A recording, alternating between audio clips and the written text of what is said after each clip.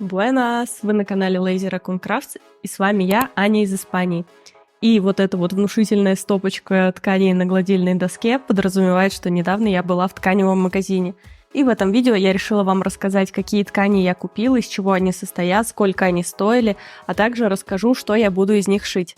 Vamos! Здесь 8 видов тканей, они предназначены для 4 изделий, 1 изделие для меня и 3 изделия для моего мужа Ивана.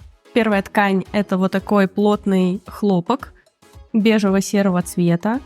Вот. Он очень такой тяжеленький.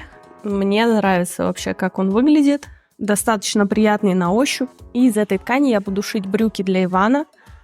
Это будут такие типа джинсы, но не простые, а с аппликацией.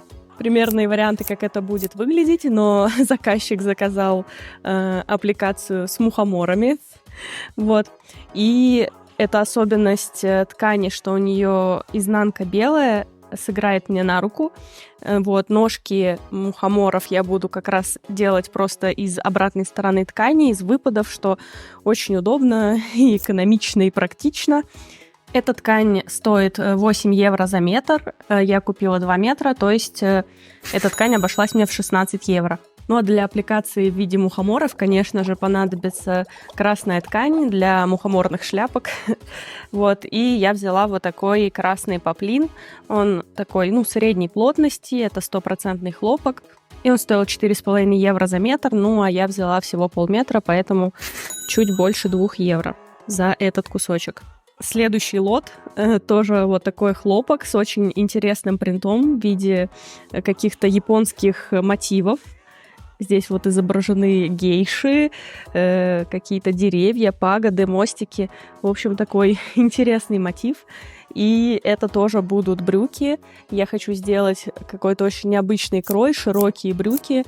Мы пока еще не определились финально, как они будут выглядеть, но мне кажется, что получится очень прикольно.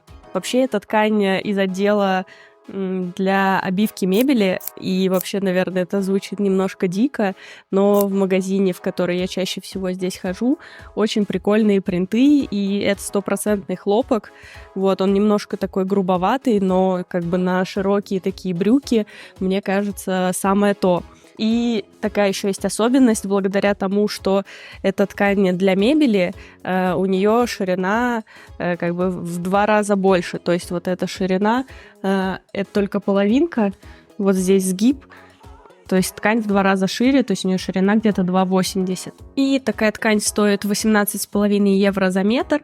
Ну а поскольку она очень широкая, я взяла в 2 раза меньше, как раз получилось 1 метр на штаны. Ну и для обеих пар штанов я взяла вот такую вот подкладочку вискозную для кармашков. Не то чтобы она в цвет, но как-то, в общем, подходит и для одной, и для второй пары. Это 100% вискоза, она стоила 7,5 евро за метр. Здесь полметра у меня. Следующие 3 ткани – это тоже для одного проекта, для куртки, или она называется по-другому Sherpa Jacket, потому что, видимо, в Гималаях шерпы таких ходят.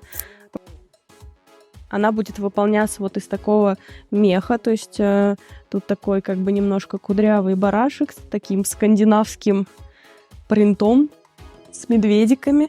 Мы окончательно еще не решили, какой будет фасон, с капюшоном или без, как сделать кармашки, но я думаю, будет в любом случае очень прикольно, и она супер теплая. Эта ткань стоит 8 евро за метр, а за весь отрез у меня получилось 13 евро. Ну и также к этой куртке я взяла дополнительный материал для отделочных различных моментов. Мне кажется, это смесовой хлопок, очень приятной фактуры, и он стоил 14 евро за метр, тут чуть меньше метра, обошлось мне в 11 евро. Оно тоже очень приятное на ощупь, и я думаю, будет хорошо сочетаться с вот этим мехом. И самая дорогая ткань вообще из всей моей покупки это подкладка, вискозная подкладка, но она, конечно, очень шикарная, такая плотная.